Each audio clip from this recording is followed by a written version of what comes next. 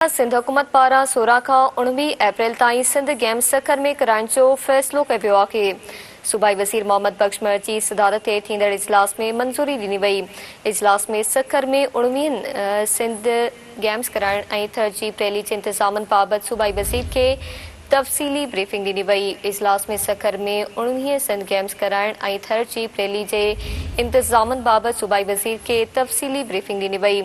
सूबाई वज़ीर मोहम्मद बख़्श मीर जो चवणु हो ईद बार डिवीज़नल सतह ते ट्रायल्स 2024 खां 29 मार्च ताईं शुरू कया वेंदा। सूबाई वज़ीर मोहम्मद बख़्श मीर जो चवणु हो ईद बार डिवीज़नल सतह ते ट्रायल्स 24 खां 29 मार्च ताईं शुरू कया वेंदा।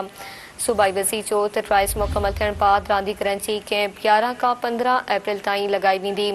सूबाई वज़ीर ब्रीफिंग ॾींदे ॿुधायो त सिंध गेम्स में 40 खां वधीक गेम्स थींदियूं। 500 खां रांदीगर ऐं रांदीगराणियूं हिसो वठंदा। वाक़ई ख़बर ॾियूं पिया सिंध हुकूमत पारां 16 खां 19 अप्रैल ताईं सिंध गेम्स सखर में कराइण जो फ़ैसिलो कयो वियो आहे। सूबाई वज़ीर मोहम्मद बख़्श मीर जी सदारत हेठि इजलास में मंज़ूरी ॾिनी वई आहे।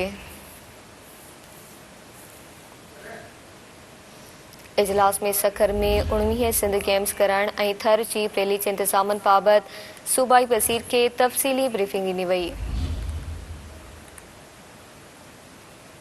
सूबाई वज़ीर चयो त ट्रायल्स मुकमल थियण बाद रांदीगरनि जी कैंप 11 खां 15 अप्रैल ताईं लॻाई वेंदी।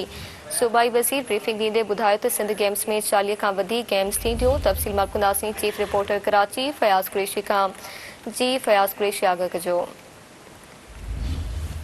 बिल्कुल मरवी सिंध हुकूमत पारां जेका गेम जे हवाले सां कराई करण जे हवाले सां फ़ैसिलो कयो आहे। हिन में ख़ुसूसी तौर ते जेके सिंध गेम आहे उन में इन ॾींहंनि में हुकूमत जे क़यादत में हिकु इजलास कयो वियो आहे। इजलास में सूबाई वज़ीर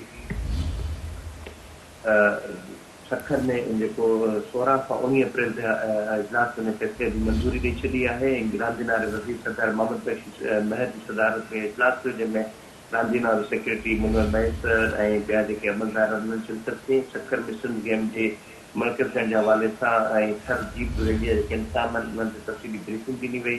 ॿुधायो वियो त 19 सिंध गेम्स में 40 खां वधीक जेके गेमूं शामिल आहिनि जंहिंमें नियाणियूं ऐं छोकिरा जेके आहिनि उहो रांदियुनि में जेको भरपूर नमूने सां हिसो वठंदा ऐं सॼे सूबे मां हिननि जी शिरकत कई वेंदी। त ईद खां फौरन पोइ डिवीज़न सतह ते सिंध गेम जा जेके ट्रायल 24 खां 29 मार्च ताईं थींदा ऐं ट्रायल मुकमल थियण खां पोइ रांदियुनि जा जेके कैंप आहिनि 11 खां 15 अप्रैल ताईं लॻाया वेंदा। 16 अप्रैल खां ते इफ़्तिताह थींदो ऐं इहा जेका इख़्तितामी तक़रीब आहे उहा 19 अप्रैल ते रखी वई आहे। त समूरी रांदियुनि जे मुक़ाबले में शफ़ाफ़ ऐं मेरिट जी बुनियाद खे मुनक़िद थियण जे हवाले सां हिदायत जारी कंदे सूबाई वज़ीर चवणु हुयो त सूबे जा नौजवान अॻिते अचनि खेनि बराबरि जी बुनियाद ते मुख़्तलिफ़ रांदियूं कया वेंदा ऐं नेशनल गेम जी तरह सिंध गेम्स खे कामयाबु बनाइण जे हवाले सां फ़ैसिला कया विया आहिनि। जी महिरबानी जी फयाज़ कुरैशी आगाह